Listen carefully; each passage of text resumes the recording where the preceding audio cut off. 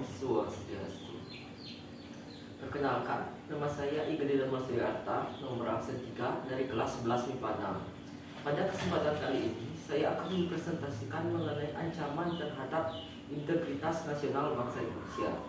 A. Ancaman terhadap integritas nasional bangsa Indonesia. Persatuan dan kesatuan merupakan modal dasar yang diperlukan untuk menjaga keutuhan nasional dan keberlangsungan hidup bangsa Indonesia. Namun, dalam menjaga keutuhan nasional ini, terdapat juga ancaman yang mengganggu keutuhan atau integritas nasional tersebut. Sebelum itu, kita terlebih dahulu menuju kepada pengertian integritas nasional. Pengertian integritas nasional.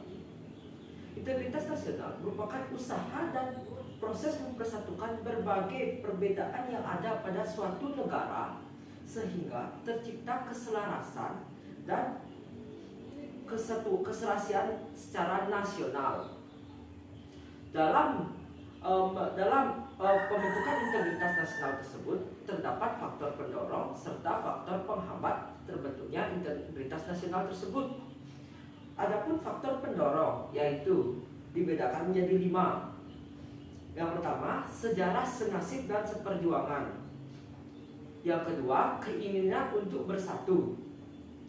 Yang ketiga, rasa cinta tanah air. Yang keempat, rasa rela berkorban yang tinggi. Yang kelima, kesepakatan atau konsensus nasional yang termuat dalam proklamasi kemerdekaan. Di samping itu, faktor penghambatnya juga terdapat 6, yaitu 1. Masyarakat yang heterogen atau majemuk.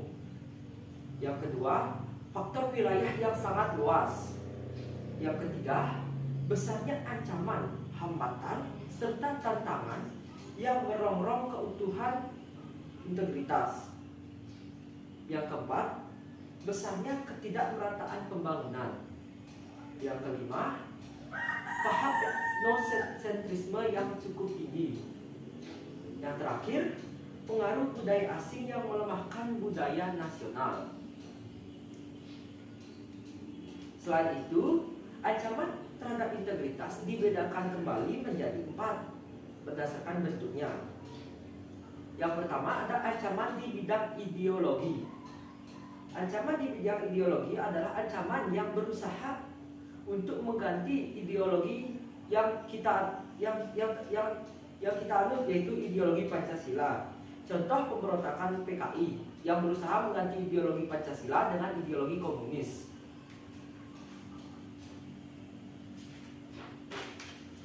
Yang kedua, ancaman di bidang politik. Ancaman di bidang politik merupakan ancaman yang mengancam keutuhan negara dalam bidang politik, seperti provokasi oleh negara lain dan lain-lain. Yang ketiga, ancaman di bidang ekonomi. Ancaman di bidang ekonomi merupakan ancaman yang disebabkan oleh adanya globalisasi yang menyebabkan suatu negara dapat mencampuri urusan ekonomi negara lain. Contohnya seperti perdagangan bebas dan lain-lain. Yang keempat, ancaman sosial budaya. Ancaman sosial budaya merupakan ancaman yang mengancam kebudayaan nasional kita, yang menjadi kebudayaan atau yang menjadi kepribadian bangsa. Contoh gaya hidup konsumtif, westernisasi, dan lunturnya nilai keagamaan. Sekian presentasi yang dapat saya sampaikan. Saya mohon maaf apabila terdapat kesalahan kata dalam pengucapan presentasi yang saya tampilkan. Akhir kata saya tutup dengan para mesanti.